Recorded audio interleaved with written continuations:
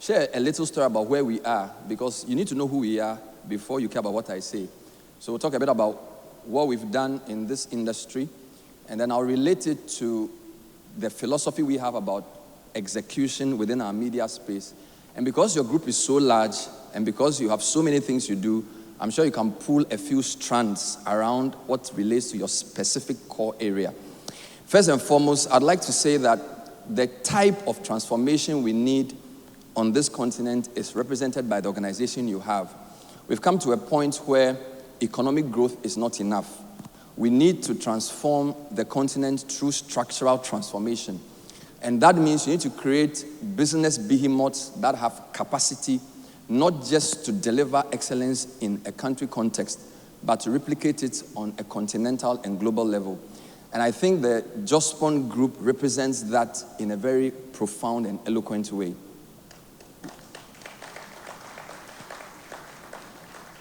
But I'm not here to talk about the group that you work for, because you know more about the group than I do. But I will talk about our own theory of change from a small company. I've been working at City Channel 1 since 2004. This is my 21st year. The man you're seeing in the yellow shirt is the man who interviewed me 21 years ago as a national service person. And if you're talking about strong values, strong leaders, building leaders for the future, I joined the company age 23. Now I'm 44. As a national service person, I'm the general manager. So the story is a story of leadership development in 21 years. So the success of our media model has been built not just on leadership vision, but also leadership development. I heard Chairman talk about why it's important for CEOs of the various entities to prepare for their replacement. Because a leader's job is to make themselves irrelevant by being replaceable. So if everything has to happen with you there, you're not really leading. So we measure the quality of a leader by who he has grown and what can happen in his absence. So if a 23-year-old national service person producing a morning show can now become a general manager who's still on air. So a lot of things have changed, but some things have not changed. I've been on air for many years, but I'm now adding to my talking management. And again, that's the challenge you have. You're consistent in leading your space, but you're also growing people to occupy the space. Leadership is not just personal, it's also organizational. This morning, I interviewed my colleague Frema. Frema was in the left quadrant. She's wearing red and white. She came in as a participant of our Heritage Caravan in 2017. Today, she's done 8 years as our events and promotions manager. When we started the company, most of our revenue was from adverts. Now, 40 to 45% of our revenue is from events. The business has evolved because the market has changed, and we've also had to change with the market. We understand that people don't just want to put a jingle on radio. They want to meet and interact with people. So today we announced the Heritage Caravan, which is going to send 4 buses across 14 regions in 8 days. People are paying upwards of 15,000 for a shared room. And we announced this thing around 8 o'clock today. By the time I get back to the office, it's fully subscribed. So the organization is leading in its space by creating compelling value propositions. So you look at the 2025 Heritage Caravan, over 400 people registered for just 120 spaces last year. I have no idea who's going to subscribe. What I'm trying to say is that to be a leader, you must do things that win. So leading is not just a position, it's actually winning, doing things that win and that work, right? So we have 4 big events for the year. The Heritage Month is what we do every March. The Caravan is the flagship. It promotes many things. Now, if you want to lead in your company, there are things you must do for the sector or the country that you'll not be rewarded for. Heritage Caravan promotes Ghana by bringing a lot of people who want to travel domestically in 8 days of a national exploration. So we are doing tourism promotion. That's not our mandate. But it's a relevant thing to do, and it pays the bills. But that's not the only reason why we do it. We also do something we call the Back to Your Village Food Festival. Again, in the month of March, economics is not about just buying. It's also about producing and consuming. You can't build a country that only imports. So we believe that people must eat Ghana food. So we have something we call Back to Your Village Food Festival. What that means is that we are shaping the buying choices of people through their taste buds. It's a very important thing you do. I know your company has explored rice. You cannot be economically free if everything you need is imported. So rallying people around made in Ghana snacks and made in Ghana food, Northern Village, Tubani, TZ, Central Village, Fufu with all the United Nations soup, Coastal Village, Yake, Akple. Every time somebody feels like eating something, it's taking an economic decision. And we are not Ministry of Agric, we are not Ministry of Tourism, but we understand that media's role has evolved. We are not just to inform, we are to inspire and influence to catalyze development. So we have big events we do, and I'm using this to tell you why vision, transformation, and execution is critical for what you do. So we also do something we call the Back to Your Village, the Agri Fair. We've done 2 in 1 year, where we bring people around to cut the middleman. The biggest challenge in Ghana with food production is transportation and logistics, and the role of middlemen and middlewomen. One of the things you need to do to be an effective leader is to understand what power you have. We have about 3 levels of power as a media house. You have convincing power, interviewing people. You also have convening power. You can get 80,000 people to come and buy food for 3 days, and they will come because you have convening power. So to be an effective leader, you must understand what you have been given. It's very important. So we use the convening power to organize an agri fair in June and in November. Over 120 vendors, plantain, cocoyam, fresh chicken. People came to buy. Why are we doing these things? We are leaders. So every media house has a function: inform, educate, entertain. But that's the basic. If you want to be a leader, you must go beyond the normal. You see an opportunity and you aggressively pursue it. How have we achieved what we've achieved? We're having a management program a couple of days ago, and I asked some men, what's the most important difference between us? He says, it's leadership. He says, if we've achieved what we've achieved because we are much smaller than most of our competitors. We don't have more than 200 staff, right? You guys are over 6,000. So teamwork is the vehicle, leadership is the driver. That's what he said. Teamwork is the vehicle. So when it comes to all the events we do, the MD himself, he's supervising execution. The general manager, the events manager, we are doing all kinds of things. When you go on the Heritage Caravan in March, some managers carry people's bags because we want to beat the time. So leadership is not just pointing the way, it's immersing yourself in implementing change. Let me repeat that. Leadership is not sitting on the top and pointing the way. It is immersing yourself in implementing change. Now that I've told you the city story, let me tell you my own story. I'm the 7th of 8 children. I wasn't really seen as an articulate leader in my father's house. Because when I was growing up, to be a leader, you had to be tall, you had a lot of body. And I don't have any of those things. So I never got a post. But when I got on air, I realized that to lead, you can use what you have to create what you want. I'll jump these slides and come back to it. So my leadership philosophy is very simple. I inform as a journalist, but I don't limit myself to informing. I inform to inspire, right? Number 2, I don't see leadership as a position because we can do something that can change the plans of the president, even though I'm not a minister. I won't give you details, but there are things you can focus on as a media house that can shift industries. So we understand it's not just having a position. Nobody has voted for me, but we can get a country to talk about something for 1 month, continually every day. That's understanding your power. So it's about knowing what you have and using it effectively. So it's not just in Ghana, we have a lot of winners. People win elections. I think one of Africa's problems is that we have people who know how to win elections, but they don't know how to lead. It's not the same thing. The skill set to win an election is not the same skill set to transform a nation. So it's not about how many awards I've won. It's about what tangible change I can implement with my platform. And some of the programs I'm showing you, have been done with a certain mindset that media in a developing African country has at least 4 functions. Let me go to those 4 functions. For us, we make citizens central to what we do.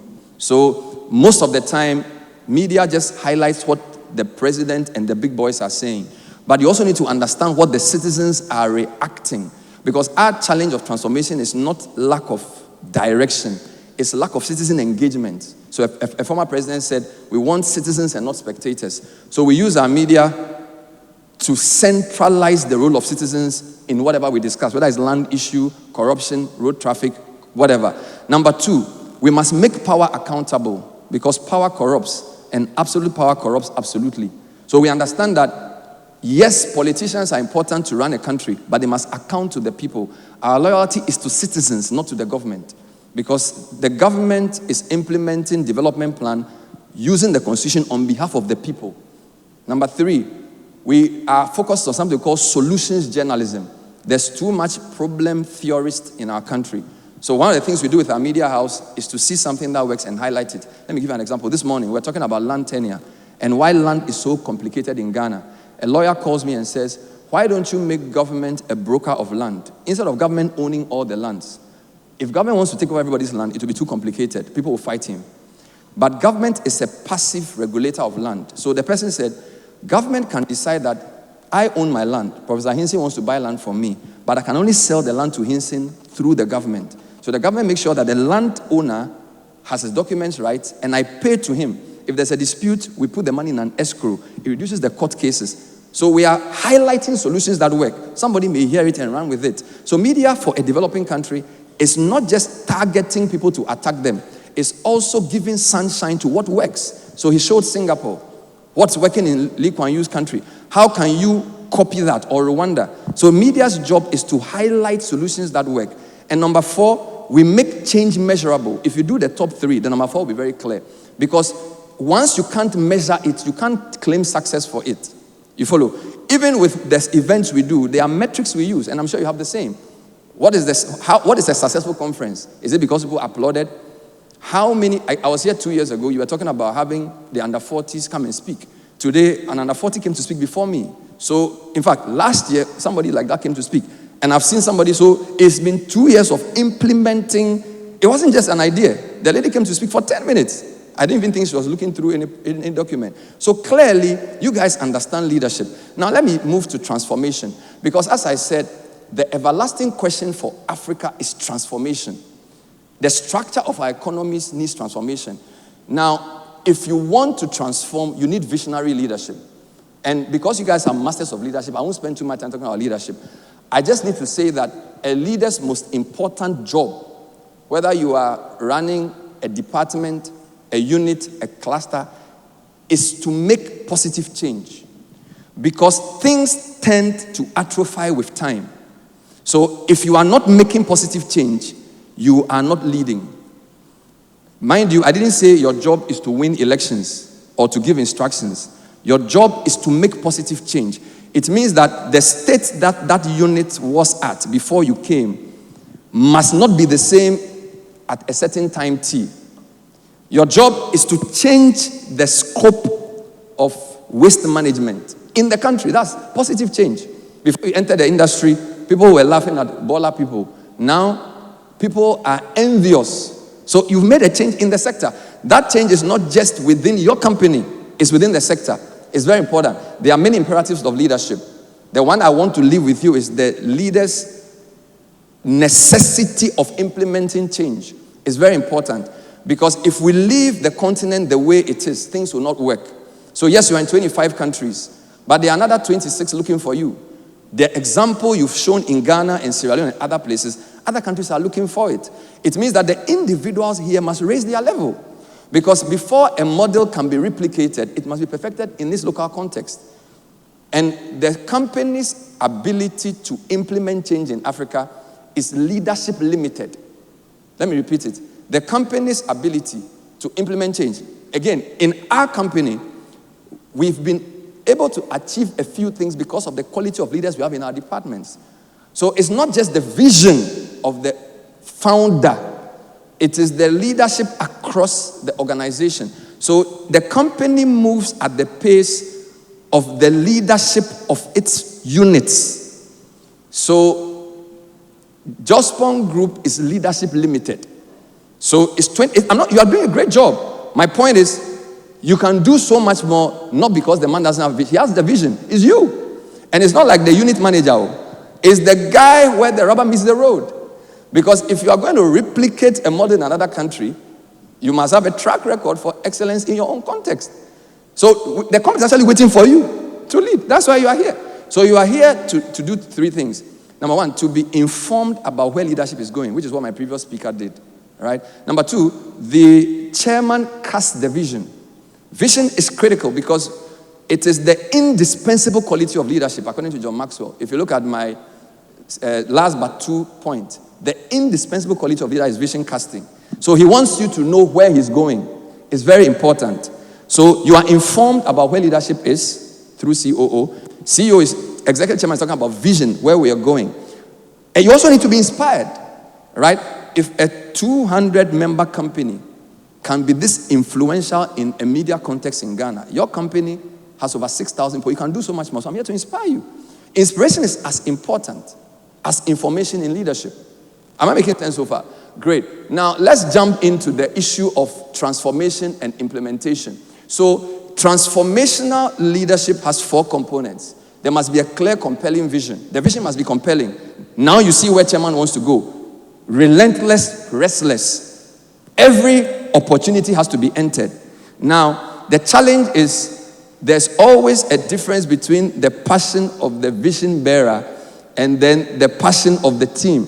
So John Maxwell has an interesting thing he says. He says for a vision to be successful, look at point number D. I'm moving now. The success of a vision is determined by the ownership by both leader and the people. Now, when we say owning a vision, it means you've taken it personal as a follower, just like chairman has cast the vision. This is very important. There are about 6 dynamics on vision. It says the credibility of the vision is determined by the leader. That's very clear. I don't need to explain that. Number 2, the acceptance of the vision is determined by the timing of his presentation. This is 12 January. We're ready to take off. This is the right space. These are the right people. The value of a vision is determined by the energy and direction it gives. So sometimes we launch Operation Recover All Debt. In your media industry, you are recovering Operation Zero Mistakes. It must energize the people. You are not short of that. Number 4, the evaluation of the vision is determined by the commitment level of the people. In our analysis, we said there are 2 types of people in a company: the high competence and the high commitment people. The challenge is always with the low commitment people. Because if you can train somebody to be competent, but you can't train somebody to committed. So we always hire committed people and then we give them the competence. So for me, if we live here with people saying, wow, 2026, Operation 50 African countries, we are moving into South Sudan, we are moving into Equatorial Guinea, we are going to go into South Asia. Once the commitment is there, because it's the commitment that motivates you to acquire the knowledge. So we always hire for commitment or the will, and then we train for the skill. So I will say to you that as you sit here, look to be inspired, because inspiration determines excellence. If I'm not inspired, I can't come on air every morning at 6 o'clock and talk for 3.5 hours for 20 years and not get tired of doing it.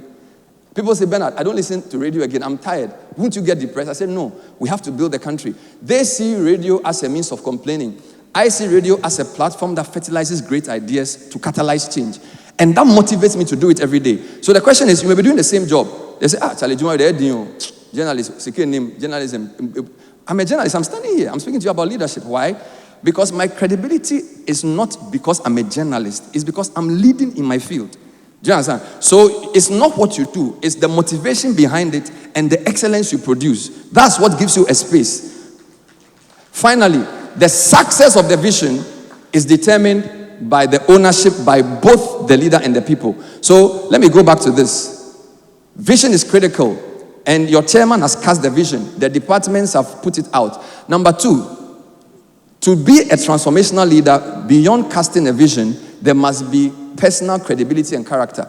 Character is the foundation of leadership. Character of the individual, character of the company. Character it means you must be credible in your field. If you say you will do it at 6 o'clock, do it at 6 o'clock. If you say you can give it to them at 10 CDs, give it to them at 10 CDs. If you say you don't be cutting corners, right? What a journalist's lifeblood is credibility. The day I lose, so I always tell people, no advertiser will make me change my topic, because it is my credibility you want to buy, and the credibility is because I prioritize the people. So you can give me $1 million CDs, I won't change my topic. Because if I'm not credible, I have no value to you. And as soon as I sell my credibility to you, I'm useless to the audience. So the personal credibility of the entity is very important. You must guard it. And credibility is not PR. No, credibility is consistent performance. What makes you credible is because you say what you do. The Nigerians call it otokinadu. Huh? If they say it talk, it they do. So when you say it, you have to do it. That's credibility. Number 3, relentless execution discipline. I'm coming to execution now. So one of the reasons why our events are successful is beyond they being great ideas. I always say this. The success of an idea is not based on how good an idea it is, right? There are good ideas that don't get implemented, and there are bad ideas that are relentlessly executed. So don't say, my company, we have a better idea. We have a better business proposition. If you are not committed to execution, you have failed the idea. So we know Heritage Caravan is the best tourism promotion program in the country. And because we know it, we go the extra mile to implement it.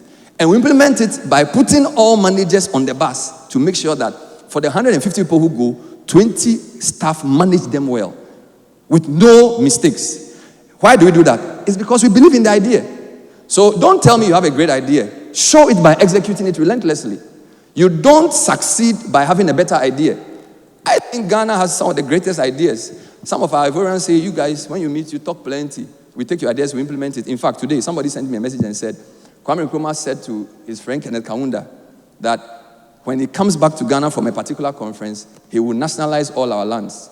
Before he got back to Ghana, he had been overthrown. Kaunda went to Zambia and implemented it. So Nkrumah had a good idea, but Kaunda implemented it. So your speed of execution is as critical as your fertility in generating ideas. This is very important. So there are many smart people who don't achieve much because they are not committed to execution. And the problem your company faces is that you have a restless leader. He'll call you at 11 p.m. and you think that he's coming to tell you something. Before you know, he's put 3 people on the phone call and he wants to start the thing tomorrow morning. I say, Master, I haven't even slept. But that's how restless he is. But is that DNA in the rest of the people? Hinson was talking about it. Until you translate that passion to the people, the passion for relentless execution, where you follow through. You follow through. People don't do what you expect. They do what you inspect. So we are not micromanaging, but we are not saying that, well, I've hosted a show for 6 days. I give it to Caleb on Friday. I still come there and listen to what he does. I won't sleep in the house. After I drop my kids, I give him 1 day of 5. I say, because if he spoils the show, it affects me. So even though he's doing the program, I'm there. First, I do it with him for him to see how it's done. Then I do it for him to watch, and he does it and I watch him. But I don't leave him because he has to replace me. If I don't train him, I will die before my time. But that doesn't mean I should leave him for him to do it and go and sleep. So that relentless execution means that we leave nothing to chance. Choice of music, when the advert is played, the tone of the interview. How do you relentlessly execute without review? Review is not because we don't trust you. It's because we want to be sure that we are on course. So this one is not big theory. Of course, the final stage in transformational leadership, the first one is vision, second one is credibility, third one is execution. The last one is leadership development. These days, people ask me, how have you been on radio for 20 years? I've done the radio show for 20 years with 4 different teams. I'm the only person who's constant on that show, but people don't even notice it. Because my job is not to be intelligent alone and to speak good English. It's to get a team of people who understand what I'm trying to do and to help me achieve it. So in the past 6 or 7 years, Prof, I've changed from trying to sound intelligent. My main task now is Caleb Kuda, Jude Duncan, Samuel Akom, Shiba Araba Benin. That's my focus. Why? Success without a successor is useless. So I don't need another Journalist of the Year award. I need people who understand the Bernard Avle school of thinking. That if I give him a politician to interview, he will do it the same way I do it or better. So if I want to transform a sector, because the problem is that we'll have excellent individuals in Africa. Nothing is possible without men, but nothing is lasting without institutions. Let me repeat. Nothing is possible without people. So in the Obama debate of strong men versus strong institutions, it's a hybrid. You need strong men to start. You need strong institutions for it to last. So now my focus is not, Bernard, come and speak nice English. Make sure the team understand the letter and the spirit of what you are doing.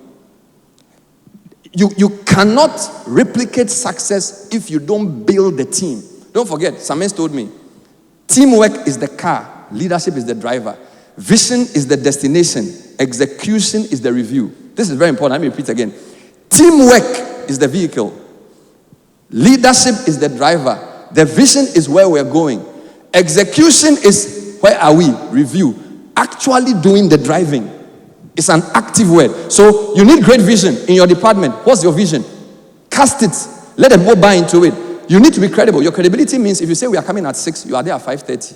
You don't come at 7 o'clock and say we are coming at 6. So that dents your credibility. Then you must be relentless in following through. This is how we've done it. And number 4, systemic leadership development. So right now, what do? You call me a journalist. I'm developing leaders. And because the demand on me has grown, I'm now studying a model in Christianity. We call it discipleship. You call it mentorship. I'm a believer. I prefer discipleship. What did Jesus come and do? Beyond coming to die, he came to make men. He says, follow me and I will make you. Which means his focus was to, when he leaves the scene physically, there will be men who have been made who can represent him. So in my little work, I am focusing on making new men. And he says, you are fishing for fish. Now you fish for men. That's capacity development. That's systemic or systematic. I don't know which one is which. He will correct it. Leadership development. It's critical. So how many people have you... Okay, how many men do you have? David's mighty men. The last, 2 Samuel. He found men who were depressed, in debt, and in distress.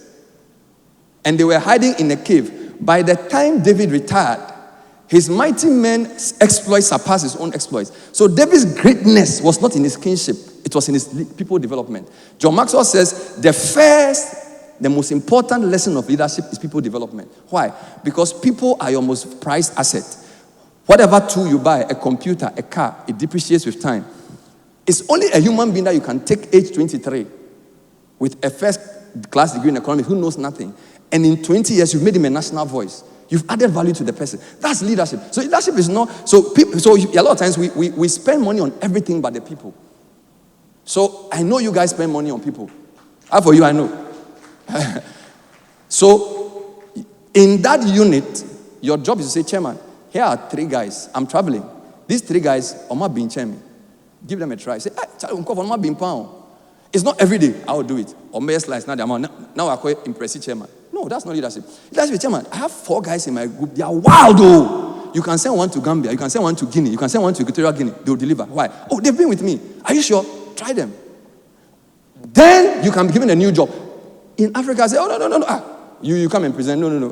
First slice my name we shouldn't do that until we can be replaced. Hello?